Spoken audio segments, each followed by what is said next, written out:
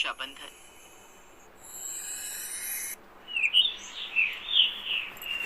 स्वर्गलोक में इंद्रदेव का दरबार लगा हुआ था। सभी देवता आपस में वार्तालाप कर रहे थे। तभी एक गर्जना हुई जिसे सुनकर सब भयभीत हो गए।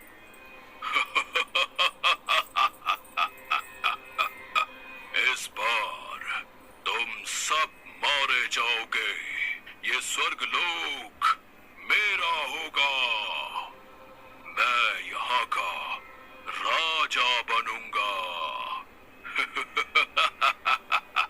इंद्रदेव, अब तुम्हारा इस सिंहासन से उठने का समय आ चुका है। आने वाले रक्षाबंधन के दिन मैं राक्षस राज मायासुर इस स्वर्गलोक का राजा बन जाऊंगा। क्योंकि मेरी बहन उस दिन मेरी कलाई पर राखी बांध देगी।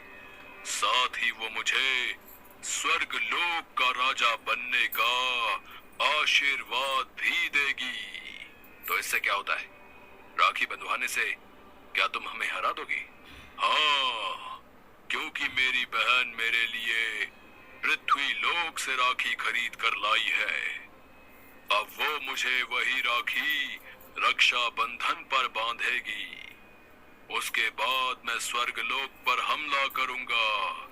अभी तो मैं केवल चेतावनी देने आया हूँ, ताकि तुम सब देवता अपने अपने परिवारों के साथ मिलकर कहीं किसी बिल में जाकर चूहे की भांति छुप जाओ। तो हम भी ऐसा कर लेते हैं। हम भी राखी बांध लेंगे।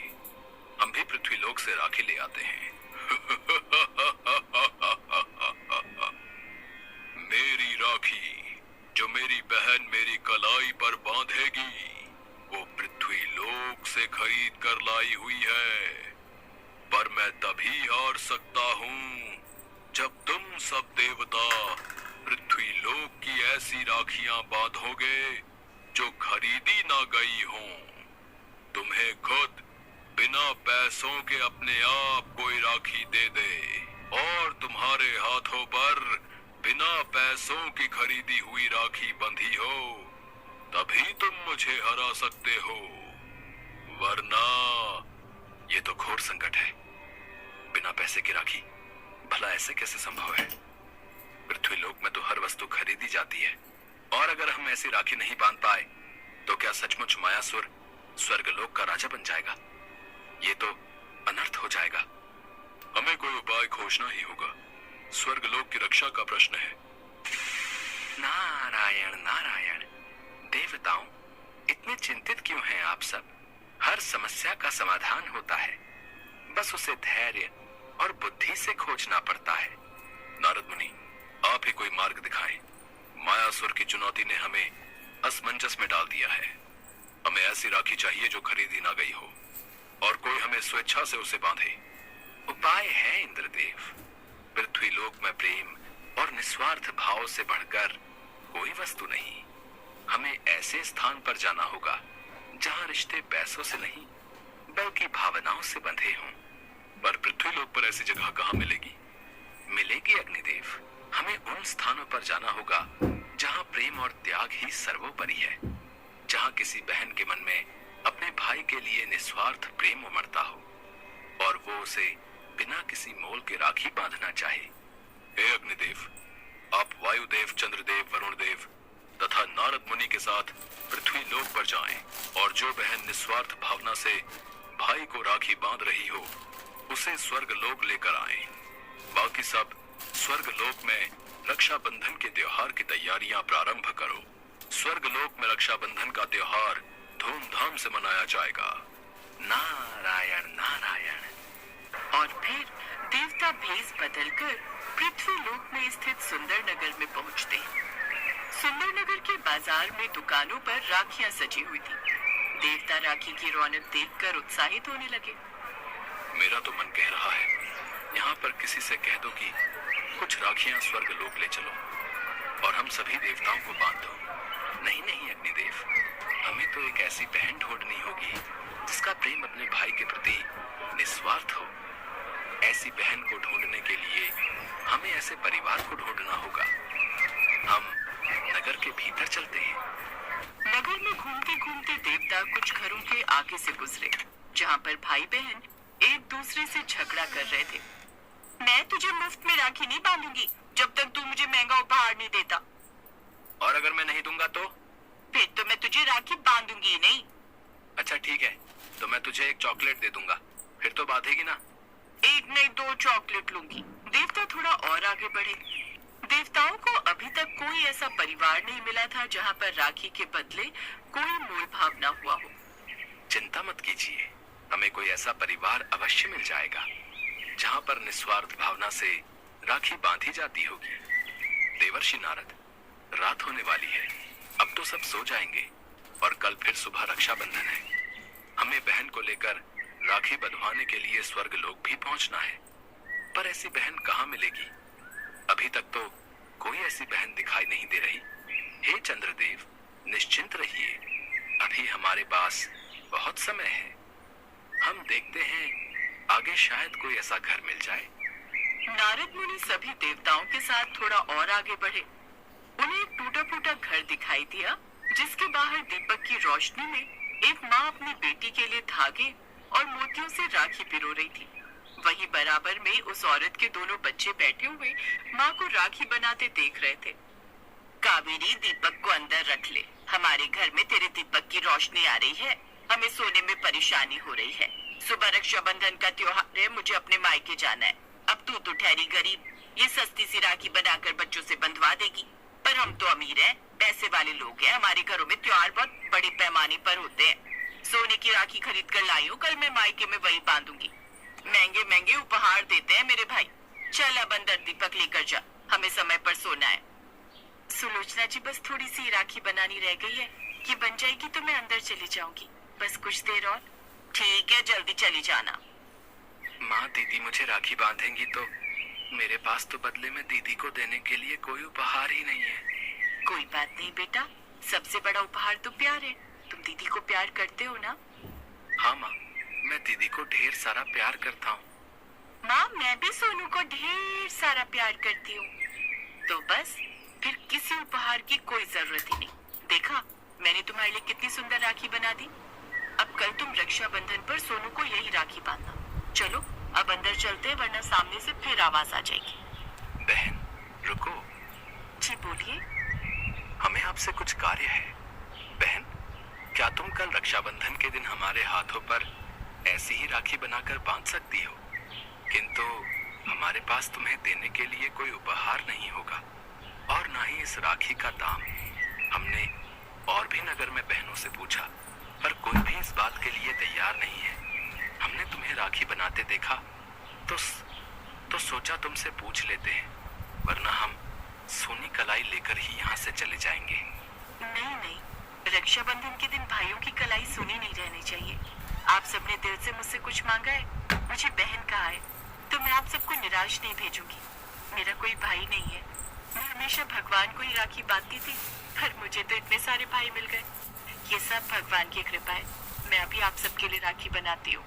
कावेरी खूब मेहनत के साथ मोती और धागे मिलाकर फिर से राखी बनाने लगी। जैसे कावेरी ने राखियां बनाई, सभी देवता अपने रूप में आ गए। उन्हें देखकर कावेरी कुछ पलों के लिए चौंक गई। बहन, स्वर्गलोक में मायासुर ने उत्पात मचा दिया है। तुम्हारी राखी ही अब स्वर्गलोक की रक्षा कर सकती है। कल स्वर्गलोक में तुम देवताओं को राखी बांध दोगी तो मायासुर देवताओं का कुछ भी नहीं बिगाड़ पाएगा। हे नारद मुनि, मेरे से ज्यादा सौभाग्यशाली और कौन होगा जो मुझे अपने जीवन में देवताओं को राखी बांधने का सौभाग्य प्राप्त हो रहा है। मैं आपके साथ जरूर चलूंगी। बहन, तुम अपने पूरे परिवार के साथ स्वर्गलोक चलोगी। कल तुम अपने पूरे परिवार के साथ मिलकर स्वर्गलोक में रक्षाबंधन का त्योहार मनाना। नारद मुनि की बात सुनकर कावेरी के चेहरे पर खुशी आ गई।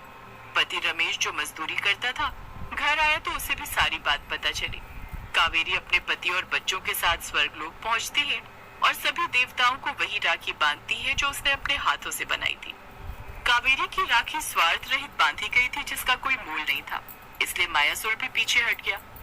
देवता कावेरी को उसके भाइयों के लिए निस्वार्थ भक्ति और प्रेम का फल कावेरी जब रक्षाबंधन के त्योहार के बाद वापस घर लौटती है तो हैरान रह जाती है। उसका टूटा फूटा घर एक सुंदर महल में बदल गया। कावेरी के पास सारी सुख सुविधाएं आ गई। सभी देवताओं के आशीर्वाद से कावेरी की निर्धनता हमेशा के लिए दूर हो गई।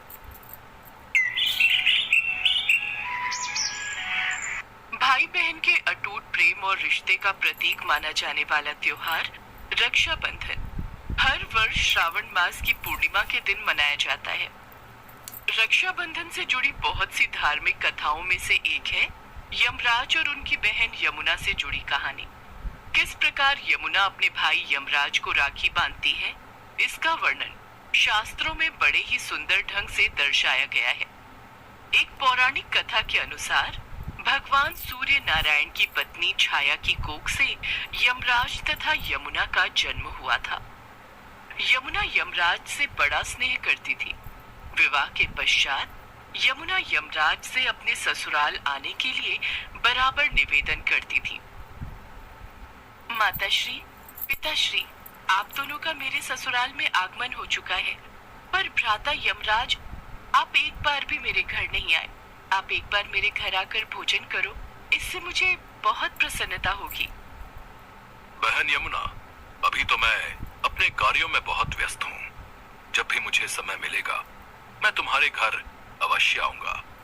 और इस तरह अपने कार्य में व्यस्त होने की बात कहकर यमराज यमुना के निमंत्रण की बात को टालते रहे। अपने कार्यों में व्यस्त यमराज जी ने अगले 12 वर्षों तक अपनी बहन से मुलाकात नहीं की थी। यमुना बहुत दुखी थी। वो अपने भाई को याद करती थी और उनसे मिलना चाहती थी। फिर वो मदद के लिए देवी गंगा के पास गई।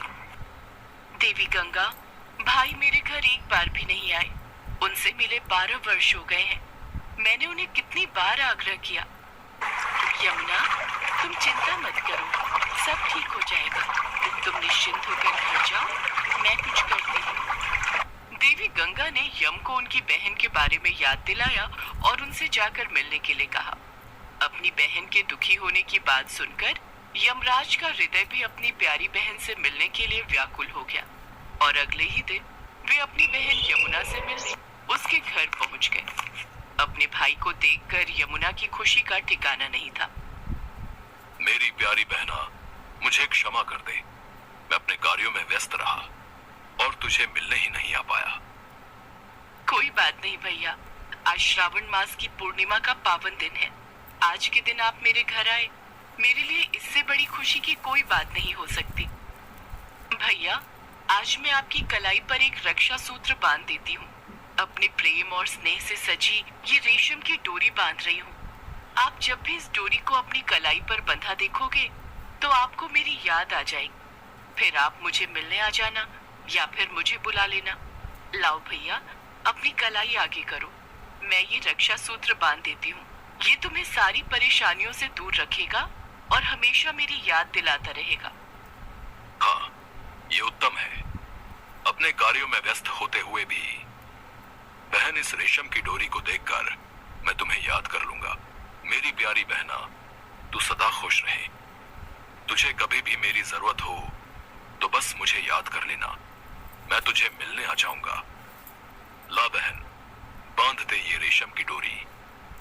और फिर देवी यमुना ने यमराज जी के माथे पर तिलक किया, उनकी कलाई पर राखी बांधी और ढेर सारे पकवान और मिठाई खिलाकर